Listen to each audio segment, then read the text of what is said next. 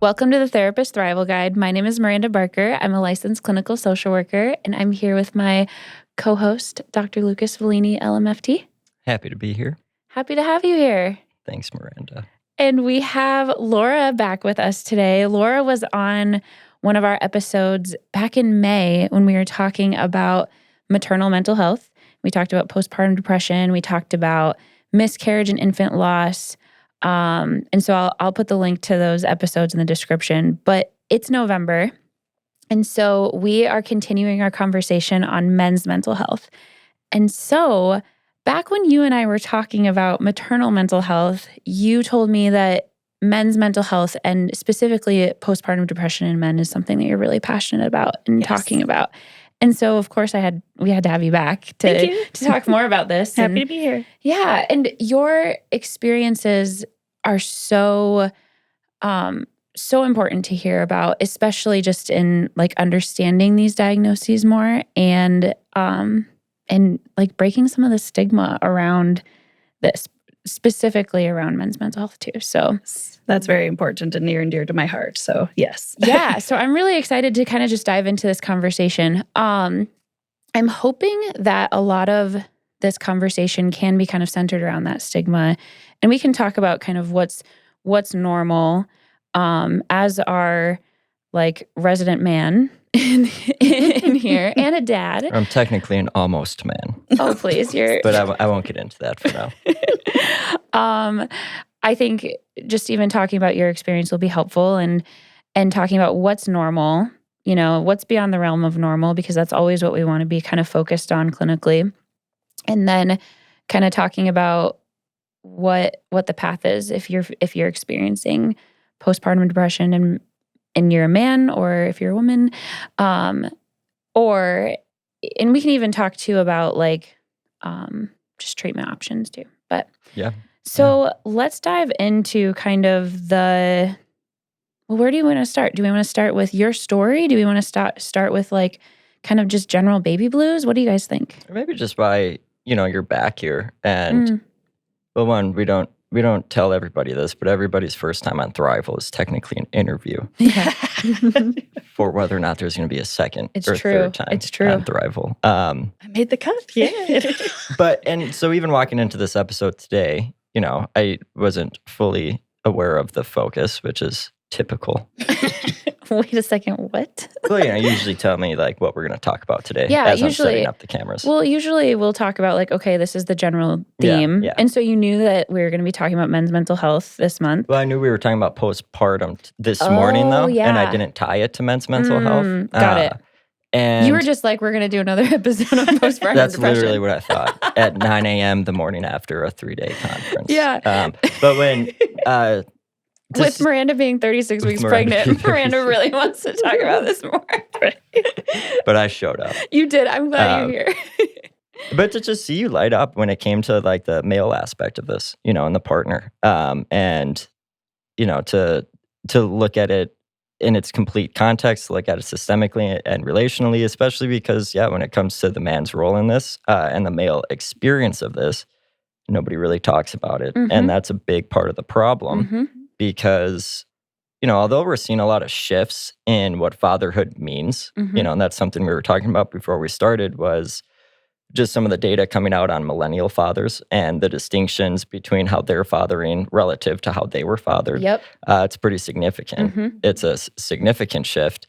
And so things are starting to happen, but at the same time, it's like I don't necessarily know how, because I don't hear anyone talking about this or giving guidance. And when it comes to like, what is dad's role, especially in the first 3 months of life, 6 months of life, 12 months of life of a baby? It's like, I don't think many people know how to answer that with any degree of confidence. And having an undefined role in such a significant situation is a recipe for despair.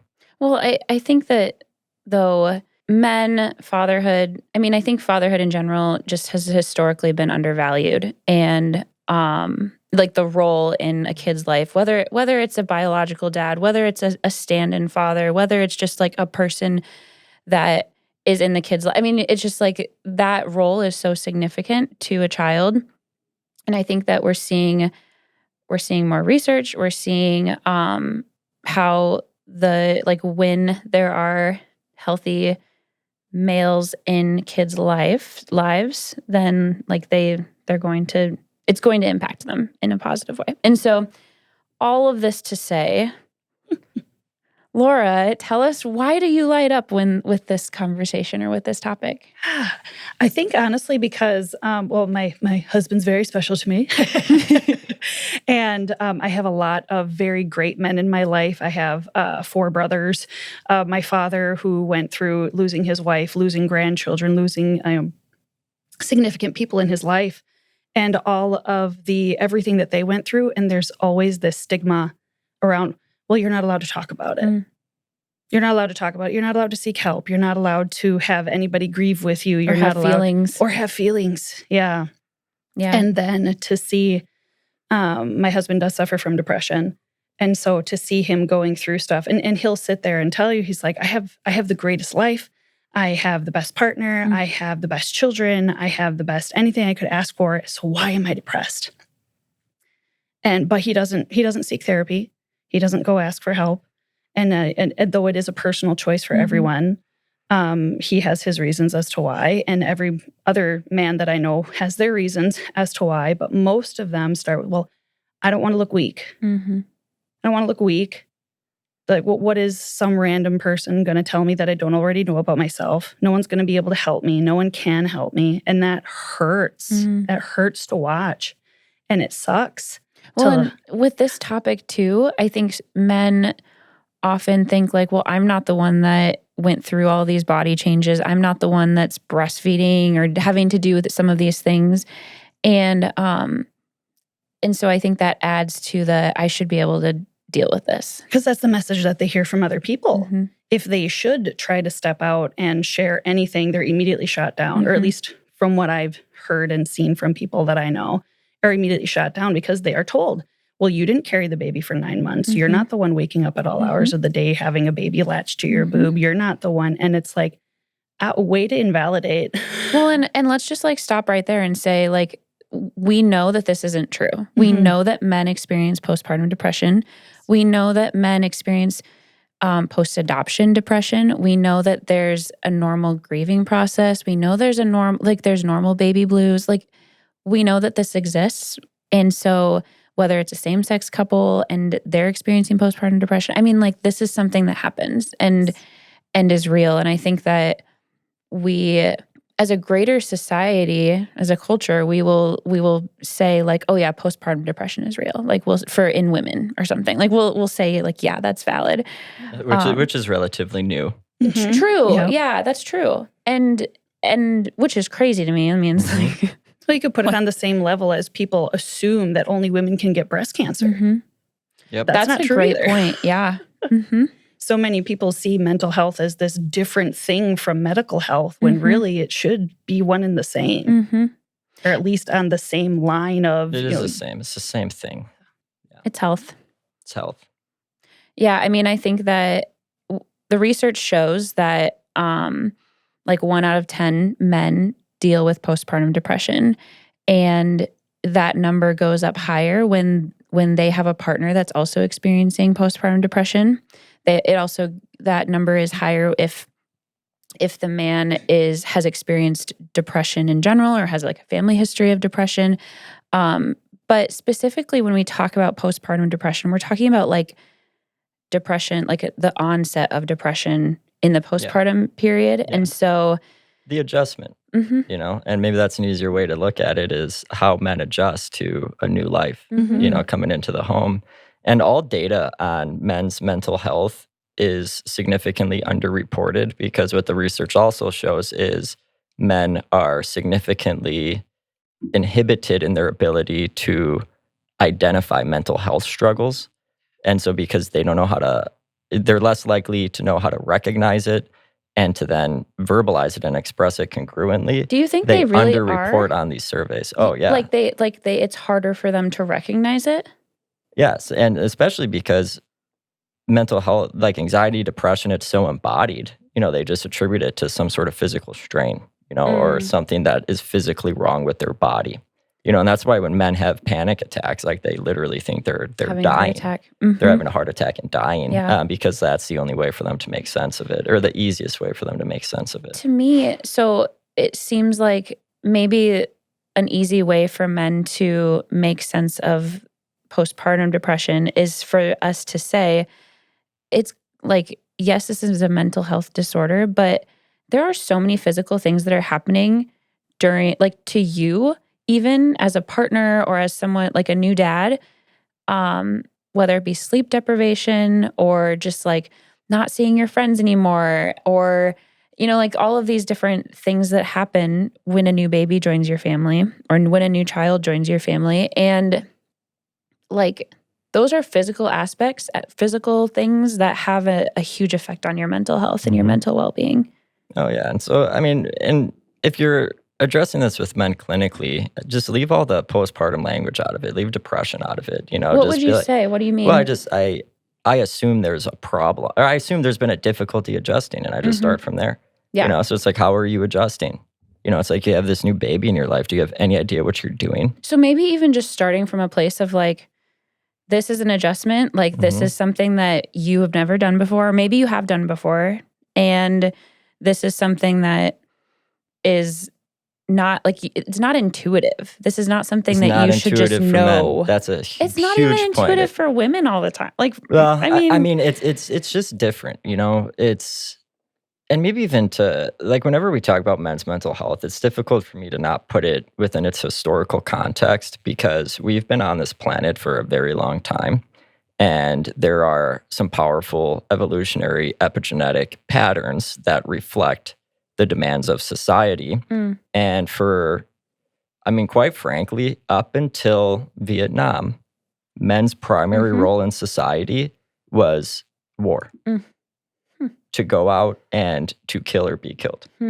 That's what got us to this point of survival as a species in the first place. And that's what sustained through Vietnam, because how many of our 18-year-old children were sent off to war to witness, experience, and endure unthinkable levels of brutality? And it's like, that's what's in the DNA of men is brutality and force and aggression. And then post-Vietnam War, when the draft, it's like, it's highly unlikely that there'll be a draft that looks anything like drafts have in times past. But because of that, men were raised by men who were drafted to war. And the men who were drafted to war learned very well what helps you to survive war and what doesn't help you to survive war. And what helps you to survive is to essentially, the more you can emotionally cut off from the experience, the more likely you're going to be to survive. It's like, especially Vietnam, you get drafted with kids you went to high school with. You were in the same platoon as them. There's a kid you could have known since you were 5 years old. You're standing next to him, you see a bullet go through his head. And you don't have a second to cope or process with that, because if you do, you die. A bullet goes through your head. And so it's like, that's an example of the epigenetic pattern of men that we've been in powerfully since Vietnam. Now that we're in this post-war era, men have no idea what to do. What is their role in society now? Because something that was so significant, and when I say significant, I don't mean that in a good or bad. Like, it was significant. It's like that's no longer needed, and so, like, what is needed? And that's why we call boardrooms the war room. That's why all these metaphors of war manifested in the private sector of business. And that's why we see, a lot of aggression, and force and tactfulness in those arenas, and that's being addressed, and that's kind of phasing out. But yeah, a big part of this comes down to what is man's role. And when it comes to raising children, for centuries, men had no role after they were able to implant their seed. Like, that was it. And so, yeah, it's like, it's okay for men to say that you don't know what you're doing, I guess, is the point of that story, or where I'd like to get to it today. And when it comes to, it's like, women have the experience of, like, it blows my mind, the notion of just having, like, when you were saying how hard your baby kicked somebody yesterday, like, your baby kicked somebody outside of your body, and she from went, inside your, like, she felt the force, like, it affected, like, she was like, I got kicked. He'll be a soccer player. That's insane to me. Like, I could not possibly imagine what it would be like to have that life inside of your stomach, to feel it, to have its vibrations sync with your vibrations, and then it just comes into the world, and it's like, this baby knows you. Yeah. And then men are like, whoa. Well, like earlier this week too, we were doing a live podcast, which will be coming out in a couple of weeks. But if you watch the video, I'm like moving so much in my chair because the baby was moving so much during the podcast. And so I felt like I was like, oh. But anyways, yeah. So at what point do you feel like, or have we yet started taking men's mental health a little more seriously or talking about it more? We're talking about it. I think that's a great start. Mm-hmm. I would say PTSD. Well, between my psychology bachelor's degree, my marriage and family therapy master's degree, my doctorate in marriage and family therapy and human development, nobody gave a crap about this topic. Nobody's ever asked, like, what's my experience as being a male in this profession, despite the fact that I'm a part of a 15% massive minority. But we don't talk about that. It's like we just like disregard that minority status. We don't say that they're, people do talk about it, but it's not part of the grand narrative, as far as men's mental health and are men okay? And, this gets a little sticky, but I do have to say it. I think a big part of that is that narrative competes with a lot of the postmodern narratives that organize around power and oppression models, because to make sense of the power and oppression model, it's like men are at the top with all the power, and that's bad, and this is how destructive that's been. And so we need to work against that oppression, but there's no room for sympathy in that narrative, and so when we focus on that, it's kind of like, well, men just need to stop it and knock it off so everybody else can feel better. Well, and last week we had a podcast that was a little bit more about men's mental health and the stigma around that. And so I don't want to get too far into the weeds of that discussion. But I think everything that you just said was really helpful and good. What I'm thinking is that, so when do you think we started talking about postpartum depression in men? Like, has that, it still feel like... To me, honestly, this morning. That's literally the first time that topic has ever been presented to me. Really? Yeah. And like I've known it's a thing. I went through it. I experienced it. I see other men experience it. I've worked with other men experiencing it. No, I've never been a part of a professional collegial conversation around it. Not at a conference, not in a classroom, ever. I think that it's maybe easier for me to wrap my head around this topic because I'm so familiar with post-adoption depression. And so in my mind, like, people can experience postpartum depression, or people can experience that onset of depression without having physically carried a baby, because post-adoption depression is very real. It's something that men, women, all genders experience. And so so to me, like, having kind of this foundation of adoption knowledge and then talking about postpartum depression and moving into the conversation around postpartum depression in men, it feels like a no-brainer. It's like, well, of course they can experience this. Like, there are hormonal changes. There are so many different physical changes. There are expectations. There's so much stuff that goes on in bringing a new child into your family. Like, of course they experience this. But at the same time, I feel like as the women in the room, right, of course it makes sense to us because we were the ones who were asked all the questions up front. In my husband's experience, no one ever asked him until I did. Like, no, so I'm not surprised that this would be the first time that you would have heard anything, because no one ever. Yeah, that's a good point. So like even like the physical healthcare, branch of this. You don't go to the 6-week appointment like this. Like, so after you give birth, it's like in the medical model, in most medical models, it's like, all right, peace, see you later, mama. We'll see you at your 6-week appointment and we'll clear you to have sex.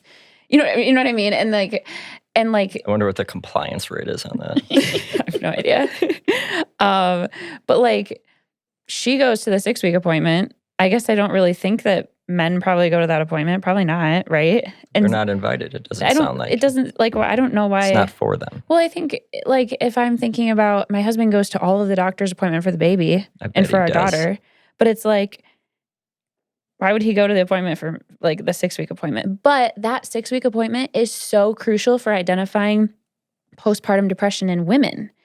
And so it's like, if you're not having some sort of benchmark to be giving dads the PHQ-9, I mean, where else would they get this except at, like, baby's pediatrician visit? However, I mean, like, most postpartum depression in men, it's not even identified, or, like, the rates are the highest when baby is between 3 and 6 months old. And so by that point, it's like, you know, dad's back to work. Dad is not, I mean, if he took a paternity leave, like, you know, there's not that same benchmark for men. Back to work. Right. And also too, like, whenever you're assessing an individual's mental health, if they're married, the assessment is going to be inherently more meaningful and purposeful if their partner's there. Like, we know that to be true. What do you mean? Say more. Like you said, there's no benchmark. There's no reference point. You know, it's like when an individual in a marriage comes in for general therapy, they give you their subjective perspective and experience of the marriage. Mm-hmm. You put their partner in the room, everything they say changes. You know, the story changes because there's a reference check for them to be like, well, hey, that's not how I experience it. Okay, that's actually really funny you say that, because I was somewhere recently with my husband, and somebody asked me, like, oh, how are you feeling? How's your pregnancy? Blah, blah, blah. And I said, oh, I'm feeling, like, really, really good. I've blah, blah, blah.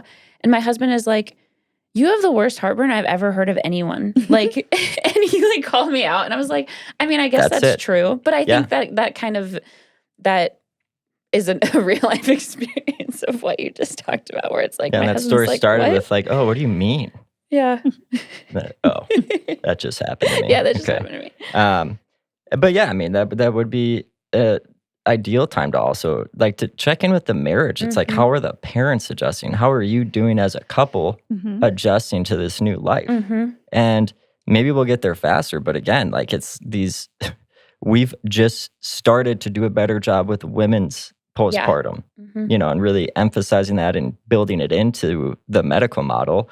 I do think this is an obvious extension of it, but the medical model is still, there's still a massive firewall between the medical model and anything relational. Like, the entire medical model is based upon the individual and assessing the individual, treating the individual. And, you know, it's like, that's why we get reimbursed less for family therapy than we do individual therapy. You know, no one knows what to do with it. The medical model doesn't know how to evolve to do true relational assessment and diagnosis. Isn't that interesting when, like, there is so much research that talks about quality of life and, like, having healthy partnerships in, like, living longer and... Oh, yeah. Like, we know that it's problematic. Yeah. But it's like, we're so deep into it. And I do think, like, they're epistemologically incompatible. Like, there would need to be too much transformation within the medical model to allow for it. And people aren't interested in doing that. It's too much work. You know, it feels too revolutionary. But at the same time, you saw, like, I mean, a couple weeks ago, we had that episode about Gottman's research, where it was like, his research really kind of paved the way and in, like, getting reimbursement for couples therapy and being able to say, like, this is why this is important. And so maybe, like, as we're seeing more research come out, then the medical we just model need will people adjust. to fight for it, you know. So we're working on it. That's part of our clinically integrated network initiative. So, okay, re-pivoting. Yeah. I want to hear about your two experiences with postpartum depression, like, with your partners and other. I know that you've talked about, like, other important people in your life experiencing postpartum depression, male postpartum depression, and also your experience, Lucas. And so let's jump into that. Deal. Yeah. I'm not even sure who to start with. Because there was also different levels for my husband and for one of my brothers, and actually both of my brothers. There was also a level of miscarriage involved, and how that affects your depression, and that will affect your experience having a child and then experiencing the depression. So that's also an added layer to some men's lives, where if they were already predisposed, I guess is the best word I can come up with, to feeling depressed in relation to children, period. And then finally having the child and everything that comes with that. I think the most important thing for my husband was that he doesn't even necessarily associate his depression with postpartum, though it came around that timeline, that exact timeline where, usually within the 3 to 6 months, sometimes can be up to a year, just like mom. And it can be after, it's just statistically speaking. That's the time frame that they're most looking for it. And that's when my husband started experiencing depression bad enough that he felt maybe I want to, seek medications or something for this. My brother had a child and then experienced stillbirth and then a miscarriage and then 2 more children after that. And so his experience was all over the place. And he's one of those who he's never sought help for his depression because first of all, it's because his insurance doesn't cover enough. He can't afford it. But even if he could, he's like, why would I want to go talk to a random stranger about this stuff when I'm fine. I'm fine. Everything's fine. And it's like, bro, I love you. You were suicidal a couple of years ago.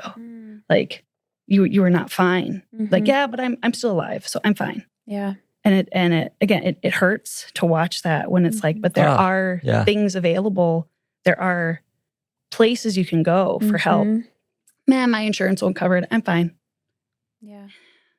There's not one, because like every now and then I'll come across like a man who presents as truly happy, and like his life feels meaningful and rich, and he's everything's in order. Every single one of those men are deeply attuned to their emotions. Like you can't get there without that. Yeah. And like that's what is heartbreaking to me about it is like your life could be so much more than what you're letting it, but you're constraining it based upon these arbitrary, debunked, baseless, destructive stigmas and false narratives about what it means to be a man. And that's why I'm an almost man. Yeah. I mean, has any of the men in your life that have experienced postpartum depression, like, I guess, have any of them sought help? No. I think that's probably like the vast majority of. I think my other brother may have sought help through the church, but I think it was more so related to everything that his family was going through in the time and how it was affecting the family unit, which is still good because he's seeking help. But I don't think it was ever him going for his emotions and everything that he was dealing with. I can see how that would be easier for somebody to be like, well, I'm doing this for my kids. I'm doing this for my wife. Which is why it's so important for us to do a better job partnering with religious institutions and churches. So, because a ton of people go to support to clergy. Because that's an easier and they're there and they make it accessible and they talk about it and they present it and it's like, that's great. It's like, I don't want to ever see that as a bad thing. I think it becomes a bad thing when that becomes their only resource, and when, and a lot of churches, they'd be super open to like establishing a referral network and relationship with you. And they'd be super open to their clergy receiving a training to help them figure out how to triage. Like, when is this something that I should refer to a licensed healthcare professional? A good point. But we don't invest in that. We don't really pursue that nearly as much. We kind of just like to scoff at the fact that clergy are doing counseling. Men do tend to be much more open to that. And churches are one of the only places I see who host men's groups. Like the churches do a much better job speaking out on behalf of men's mental health than the mental health profession does. Yes. And I think that's where that brother and my father received the most support, that they were able to go to a men's group where they were all men and they could be more vulnerable around. That's always fun too, that you assume that, it's a bunch of guys, they're all being manly men, but no, they can actually have the opportunity to be vulnerable there because they're all in it together, right? Versus if they were to be in a group that was even run by a woman and they were all men, there would still be that like, I can't appear weak. Yeah. Mhm. Like I just moved into a new neighborhood, like new housing, new development. So everyone's getting to know each other and, everyone's socializing. And almost immediately, there was an announcement on the Facebook page because that's like standard in these new housing yeah. suburban developments. It's like Hunters Brook neighborhood Facebook group. And almost immediately it was like, all right, last Thursday of every month, women's night. It's like it was organized, and it happened almost immediately. And so we were talking about it, when we were all kind of at the clubhouse. And, one of the guys was like, oh, yeah, like, I guess maybe the guys should set something up like, like poker night or something. And I was like, or we could just like meet here and like sit around and talk. Yeah. And they all just started laughing. No. Okay, side note, clubhouse, that sounds fun, fancy. Yeah, there's a cool. pool. That's amazing. My girlfriend bought the house, so. That's a good point, though, that is too. a good I know point. a lot of guys who are just like talk, small talk. My husband, I hate small talk. If we're going to get around and play video games or board games, I'll do that. He loves So the board translation game there is I don't know how to do small talk. night. Because men avoid things that they don't feel competent at. Yeah. I mean, everybody does that. Men in particular, because a lot of men get their self-esteem out of being competent in the things that they do. That's a Like good that's point. another transgenerational societal dynamic that men have always fulfilled. So what has been your experience or like some of the things that you've learned around postpartum depression in men, Lucas? It's sneaky, you can't rely upon other people to pay attention to it and recognize it for you. It's kind of ambiguous as far as like what you do with it. Like this was mentioned earlier, and I remember this thought going through my head during the postpartum phase, which is just the real and the narrative of, it's like my wife just had like a brutal C-section. It's like this was obviously much more traumatic on her than me. This adjustment's obviously going to be much more difficult for her than me. And so like, I'll be fine. I'll be okay. I'm not gonna draw attention to me and myself. And depending on what your spouse is going through and just what the dynamic of your marriage is in the first place, it's like it's and I don't say this as a criticism to some women, like because of the rigor of childbirth, it's like, do they even have the resources to give to their husband? And, and should that be an expectation? I don't think that's the solution, to put that responsibility onto the partner. What I do think the solution is to maybe stop talking about postpartum depression in women and postpartum depression in men and just start talking about like marital relational postpartum adjustment. Yeah. I like that. Well, and Gottman Yeah. has a whole thing about that too. Like, I'm sure he does. So that's. I'm sure it's branded. I'm sure he's trademarked it. I'm It's sure on their I'm probably website. going to get sued now. No, it's such a like. There's a training that clinicians can go through if they want to. Paid training. There you go. Probably. But I love the idea of being able to offer more support to the unit and in that time of adjustment. I think one thing that sticks out to me too is, or one thing that I just keep thinking about is, if you are experiencing postpartum depression and you don't know that men can get postpartum depression, what do you think is happening? Like, do you just think, oh, I'm just having a hard time right now? Or like, well, yeah, there's a new kid. I'm stressed. Yeah. Duh. Mm-hmm. That's life. That's what everybody goes through. I can handle it. Mm-hmm. I'll just wait until I'm not stressed anymore. Mm-hmm. I'll just wait till it gets easier. I'll just keep pushing through and carrying on. Yeah. Or until you can't and you just... Or until you can, because that is the recipe of why men will just crumble. Mm-hmm. And why men die young, and why men, seem to lose all sense of meaning and purpose when they retire from their careers. Mm-hmm. But it's like I think a big part of it is getting back to, it's like, what is dad's role in those first months of life? Is that defined? Yeah. Do we know that?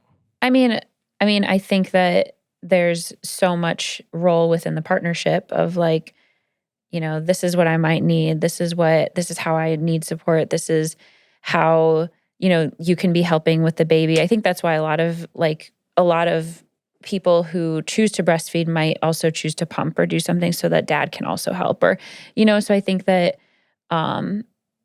there is, it's maybe easier for people who have had other kids too, though, because then I think the expectation is like, okay, you're dealing with our 3-year-old while I'm dealing with the baby or something. Like, I think there's some of that expectation and that those conversations that happen. But I mean, And I think that's it. Like, dad, you just need to help, mm-hmm. you know? Yeah. And like, there's a lot of truth to that, but it can be really difficult for men to find meaning in that because they see the direct impact that mom has on baby.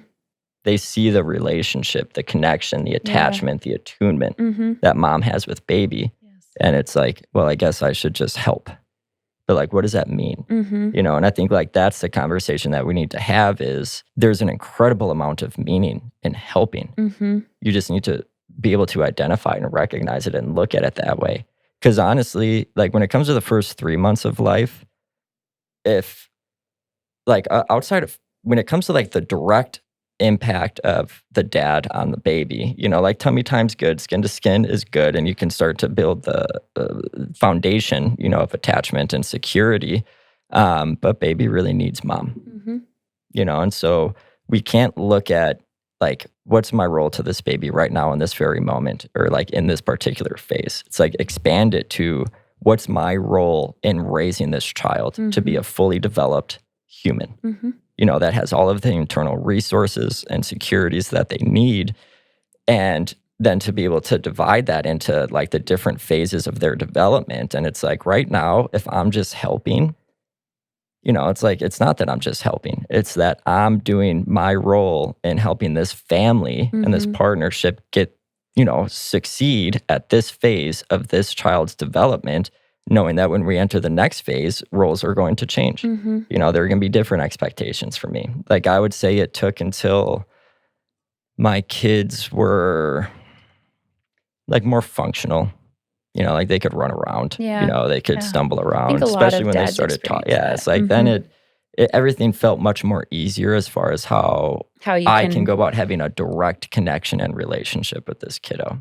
Well, and I think the role of bonding and attachment is so intermixed with this too, where like when you adopt or if you are becoming a parent through surrogacy, if you are becoming a parent like in any way that doesn't involve carrying the baby yourself, I think that there's more emphasis on like bonding and getting to know this baby and like trying to kind of figure out how you can move from feeling like a helper or feeling like a babysitter to moving into this of like feeling like a parent. And I think that there's like this emphasis on this, or like, you know, when we adopted my daughter, people would ask us about attachment. They would ask us about the bonding. That was something that we had in our minds because we knew we had to recover some of that attachment and we had to put forth the effort and actually bond with her and like move into this realm of like, we're not just her babysitter. But I think that we don't think about that as much for dads, maybe, because I think that there's this idea of like, well, you were around, you know? But like, I just last night I was watching this TikTok where it was, I'm like super emotional all the time, you guys. But I was like watching this. I know. I was watching this TikTok because TikTok knows what will make me cry. And it was this video of a newborn baby crying, like screaming their heads off. Mom was on like the C-section table and they bring the baby over to mom's face and just like puts the baby next to mom's face. And mom talks and then the baby just instantly calms down. Yeah. And then it's like, yeah, I know. And so I'm watching this being like, oh, I can like imagine that happening. Like this, I know this baby inside of me. Like there has been some bonding already. Like I know him, you know, but it's like, does my husband know him? No. Like I think there's that similarity of like when, even though my husband's not adopting this baby, you know, like I'm not his surrogate or something. There's just there's this like level of kind of, okay, now the baby's here and now you can start bonding. I don't know. I think there's just I mean, it's a different, when it's adoption, mom and dad, or mom and mom, dad and dad, it's like they start on a level playing field. Yes. When a new baby comes into the world, it's not a level playing field. Yeah. And I think that's what I'm trying to say, where it's like, I think that we almost walk into some of those other ways of becoming parents with that knowledge too. And I think that we don't really give dads a break all of the time or like put dads view their role as helper, and maybe not necessarily as like, okay, now one of my major roles is to now just bond with this baby and to get to know this baby, because like, and to find meaning in that, to find meaning in establishing a purely emotional, nonverbal connection and relationship with another human, which are things that men have been powerfully wired to never do at all. It's like men don't even know how to do that with their friends. It's like there's not often a rich emotional component to relationships men have outside of their partners, maybe their mom sometimes, but that's not always healthy, And so then I think it's like, dads need a break, but I think before we put energy into getting better at giving dads a break, let's first get dads resources and knowledge, and give them a sense of knowing. Like, men have a hard time sitting still. Men have a hard time not actively doing something. And to form that bond with your baby in the first 3 months of life is a matter of sitting down. It's like becoming present in the moment and just like taking in the wonderment of this new life. And it's like, that's hard to do if you've never done anything like that before. And it's hard to do situationally too, if because our children were in the NICU for the first 2 months. That's a really good point. Yeah, so my husband again had to drive back and forth the 2 hours to go to even like be in the same room with us. They were in the incubators. That's not what they're called, but they were in the incubators, and all we could do was put our hand in. Or when we finally could take them out in kangaroo care, he was only there, awake and present during those times minimally. And then by the time they could come home and he could have the opportunity, they were already 2 months old. Like that feels like such a significant time frame that you're like, wow, I missed out. Yeah. I don't even know this baby is. There's. And so like, where's the meaning to be found in that though? Because there is meaning to be found in that. It's like he missed out, but he did a lot. He sacrificed a lot. To make sure that the baby had you. And you got to be with the baby, and like babies. She had twins, and like I feel like we're twins. We're cautious to like attribute value to sacrifice. But like I think that's absolutely what it has to be. Like I do think but in fatherhood, the earliest phases of fatherhood, it comes down to a lot of sacrifice, and it's like it's there could be a lot of value in just calling that out, identifying it, recognizing it, and providing some self-esteem to that person for that.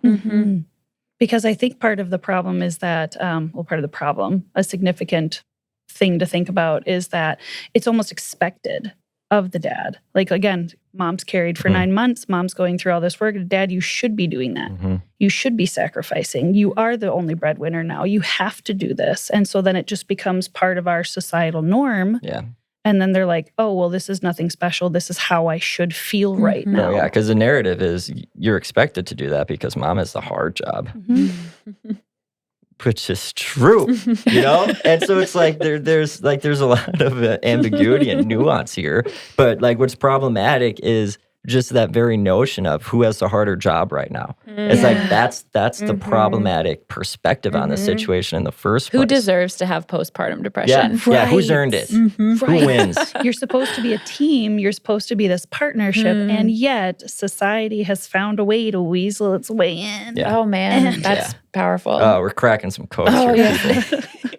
So let's kind of move into like maybe more of the concrete too, where like if you are working with a client, if you are in a partnership, if you have a new dad in your life, a new parent in your life, and you're what might you be noticing that might put up some red flags and be like, I think that they might be struggling with postpartum depression? I gained like 35 pounds in 18 months. So weight gain, I mean, typical symptom of depression, like off. Oh yeah, like abrupt shift in weight. Yeah. Loss of pleasure, fatigue, that you're just trying to power through, dissociation, just kind of spacing out all the time. A struggle to be physically and psychologically present in the moment.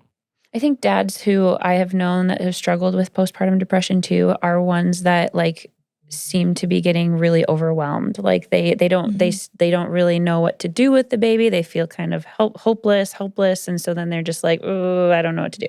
And so I'm not going to ask for help. Yeah, and so maybe that kind of goes back into your competence thing too, where it's like I don't feel competent around this. I don't really know this doesn't come naturally, and so I'm just gonna like kind of maybe avoid or, go off and do my own thing. But so, I mean, I think typical symptoms of depression, I think, like, if you are withdrawing from your friends, you're not spending time with people, like, some of that's going to be natural and really normal and needed in that postpartum time period. But I think that, like, avoidance, withdrawal, even, like, several months after baby comes. And, gosh, I'm trying to think if I'm missing any other ones. Leaning into work. That's the way that the men in my family have with what you're good at. Yep. Because if this is the expectation, well, clearly I have to put more money on or more food on the plate. I'll just be the provider. Yes. So then I'm going to lean into that. And so then, it's like you're not emotionally available for your partner then. No, because when you get out of, like when you get all of and this was generationally, like this was it. It's like, dad's role is to financially provide for the family so mom can stay home and raise the kids. Like that was life as we knew it since, we've been civilized in this country, more or less. And what's problematic about that is it's like you put in a grueling day at the office, you come home and your job as dad is done. You already did it for the day. Yeah. So now you get to go decompress on the recliner, like the quintessential stereotype, which is a well-earned stereotype. So I think the point that I'm trying to make in this conversation too is like we're talking about the symptoms of postpartum depression in men. We're talking about how it really does happen to a lot of people, 10% of people. But like just the discussion we're having is so valuable because we're talking about like, yes, this is real. This is why this happens. And so if you're listening to this podcast and you're noticing this in a man in your life, or you're a man yourself listening to this and experiencing this, I think just knowing that these feelings are valid and like you can experience this, and then knowing that, maybe you choose to go on meds, maybe you choose to go talk to someone, maybe you talk with your partner and you say, hey, I think this might be something I'm experiencing, and just starting to kind of think about that a little bit more, let that sink in. And then I think taking the next step of like, okay, what do I need right now? What support do I need? Because I think that's what the research says around post-adoption depression is if you're experiencing this, kind of the antidote is to pull in your support people and to talk about it and let people know that this is something that you're experiencing. The research shows pulling your support people in is so crucial in those scenarios. And Karen Foley has a great book that I've talked about on the podcast before called Post-Adoption Blues. And I think that so many of the principles in that book are really true for postpartum depression, and especially postpartum depression in men. But I think allowing yourself to recognize that this is something you're struggling with, and then pulling in your people or talking to your partner. What else? I think I brought it up with Maternal Mental Health, but PPSM, there's the Postpartum Supports Minnesota, has some resources out there. I even Googled and found some things from just the Minnesota Department of Health, has some information on groups they can join, support groups, peer support specialists, things. And that's what I mean. Yes, like that's great. There's so much stuff going on out there for men trying to support men. None of them seem to exist within the mental health care industry or field. Like it's private organizations, it's nonprofits. It's like all these external entities, that aren't directly tied to mental health or therapy are stepping up to reach out and identify this problem. But yeah, we need to be doing a much better job. And a good start would be just, celebrating them, partnering with them. Very much so. Because I think a lot of, especially in some communities that I work with, whether low income or different cultural things, a lot of times the husband, partner, male will seek help, validation, whatever from his partner. And they'll be like, oh, we'll get over it. Man up. You don't need that. And then it just continues to reinforce well, you're right. I should man up. I shouldn't appear weak. I shouldn't. And then they don't even want to go anywhere else because they didn't get the validation from their partner, from their dad, from their brother, from the people who are supposed to know, who are supposed to be their support. So then they feel like they're alone and isolated and then they can't seek support. That's where having any kind of mental health, anything is so important. So that they know I can go seek outside supports if I really need to. And when I say if I really need to, I'm like, bro, you need to. Please go seek. If it's something that you're thinking, maybe I should get help around this, I think that that's typically the sign that it has gotten maybe too far. I'd agree. Yes, I think that I'd agree.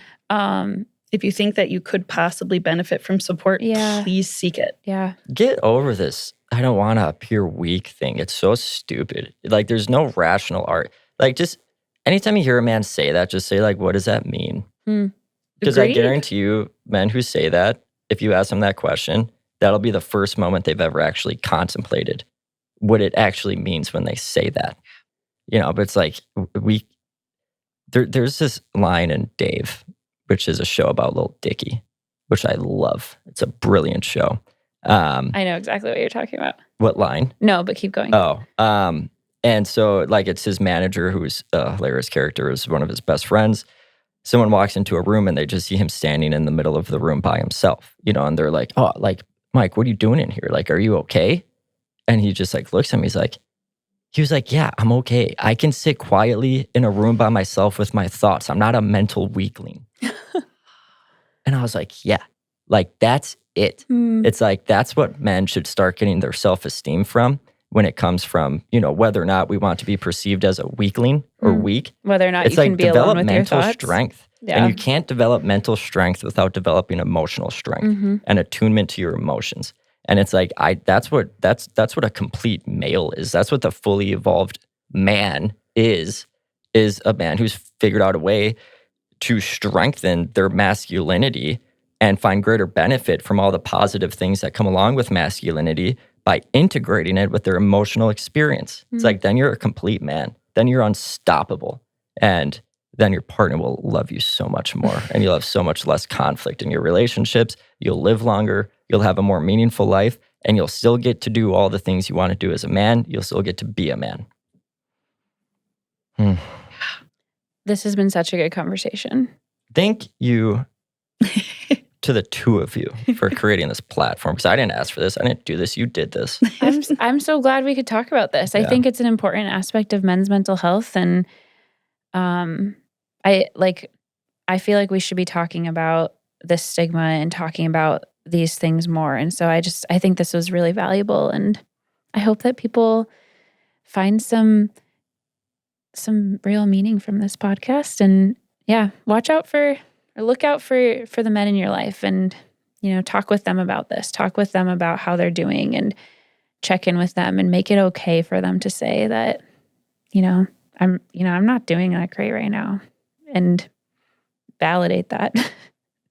And I just want to reiterate what I said. Like, this was really meaningful to me for the two of you to do this. I'm glad. Should I cry? If you'd like I can do it on command. We can do a slow zoom in. Maybe tomorrow. Yeah, maybe tomorrow. Sounds good. I just hope that other guys can get the same kind of validation, or at least even just knowing that there are people out there who actually do care. Yeah. And there are people out there who do want better for them, even when they've convinced themselves or they've had the world convince them that they don't need that. Yeah. Yeah. And there are men and women in that group. Yes. Who want better for them. Yeah. Well, awesome. Thank you guys so much for listening. We'll see you next week.